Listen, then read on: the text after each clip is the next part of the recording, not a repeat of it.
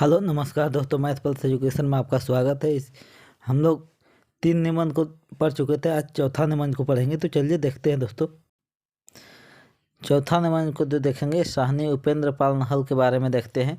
इससे भी एग्जाम में प्रश्न रहेगा। तो चलिए बहुत ही अच्छे तरीक़े से देखेंगे और इसी तरह सभी निबंध को बहुत ही अच्छे तरीक़ा के एक करके देखेंगे। आज चौथा निबंध को देखते हैं। चलिए इनके जीवन परिचय के बारे में पढ़ लेते हैं।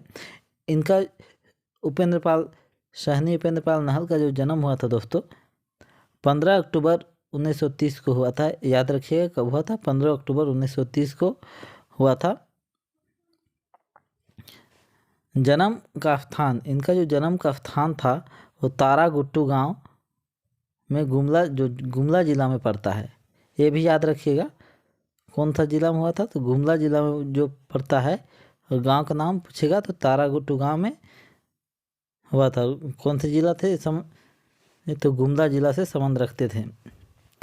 इनके पिताजी जो थे उनका स्वर्गवास हो गया है। वीरेंद्र पाल सिंह का उनके पिताजी का नाम था। और माताजी के बारे में बात कर लेते हैं दोस्तों। तो उनके माताजी का नाम था जनक नंदिनी। याद रखिएगा इनका भी स्वर्गवास हो चुका है। पत्नी चंद्रबली देवी थी और वही बेटा, 4 बेटा और 2 बेटी थी। ये लेखक जो थे इनका विवाह 1950 में हुआ था और इनकी मृत्यु 29 जुलाई 2021 में गोकुल नगर गुमला में हुआ था। यदि गुमला से जो भी दोस्त देख रहे हैं वीडियो तो वो सभी को पता होगा कि गोकुल नगर गुमला में है। अब इनका शिक्षा दीक्षा के बारे में बात कर लेते हैं कि इसका शिक्षा कहाँ तक, ये पढ़ाई कहाँ तक किए थे। तो प्रारंभिक शिक्षा गांव के ही स्कूल में हुई थी। इन्होंने हाई स्कूल तक की शिक्षा गुमला हाई स्कूल से प्राप्त किए थे। जो शुरू का शिक्षा था वो गांव के स्कूल से ही प्रारंभ किए थे और हाई स्कूल की शिक्षा भी गुमला से ही प्राप्त किए थे। पारिवारिक उलझन के कारण, पारिवारिक समस्या के कारण, परिवार के समस्या के कारण 1952 में पढ़ाई छोड़ देते हैं। क्या करते हैं 1952 में पारिवारिक उलझन के कारण ये पढ़ाई छोड़ देते हैं। आगे देखते हैं क्या होता है। स्कूल शिक्षा के दौरान ही इन्होंने 1950 ईस्वी में विवाह के बंधन में बंध गए। इनका विवाह कब हुआ था दोस्तों, तो 1950 में, जब ये पढ़ाई कर ही रहे थे, स्कूल का पढ़ाई कर ही रहे थे, उसी दौरान 1950 में इनका विवाह हो जाता है। अब देख लेते हैं इनका सेवा और अन्य काम देख लेते हैं। नहल जी के घर में रहते हुए खेती बाड़ी का काम करते थे। ये क्या करते थे लेखक, घर में रहते हुए खेती बाड़ी का भी काम करते थे पढ़ाई के साथ में। आगे देखते हैं। तो चलिए दोस्तों इनकी छपी हुई रचनाएं देखते हैं। जो छपी हुई रचनाएं कौन कौन सा है देख लेते हैं। चलिए, नारद मोह लीला नामक रचना गीत नाटक हितैषी कार्यालय चाईबासा में छपा। कौन सा नाटक, नारद मोह लीला नामक नाटक कहाँ छपा था, हितैषी कार्यालय चाईबासा में। याद रखिएगा, दे सकता है कि नारद मोह लीला कहाँ पे छपा था।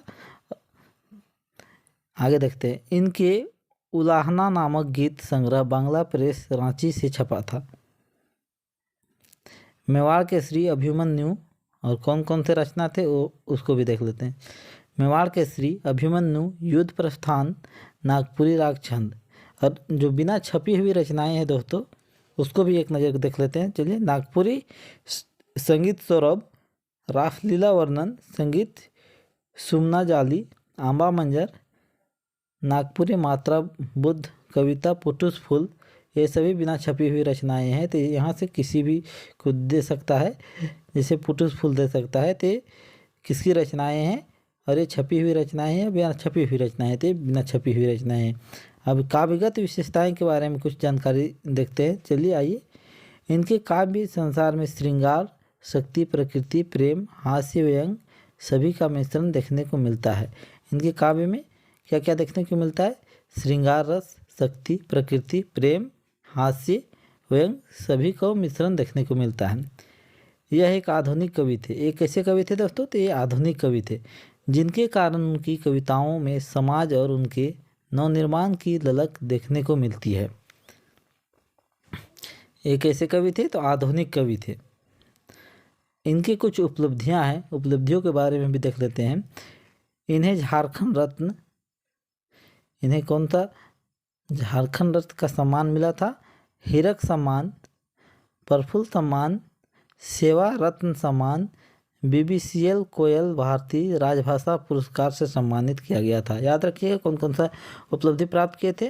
तो झारखंड रत्न का सम्मान भी मिल चुका है, हीरक सम्मान, प्रफुल्ल सम्मान, सेवा रत्न सम्मान, बीसीसीएल कोयल भारतीय राजभाषा पुरस्कार से सम्मानित किया गया है। ये सभी को याद रखिएगा। तो चलिए ये निबंध भी समाप्त होता है दोस्तों। अभी तक चैनल को सब्सक्राइब नहीं किए हैं दोस्तों, तो चैनल को सब्सक्राइब कीजिए और भी लोगों के पास चैनल को शेयर कीजिए। यकीन मानिए इस चैनल के माध्यम से आपको निश्चित ही मदद मिलेगी। धन्यवाद। जय हिंद,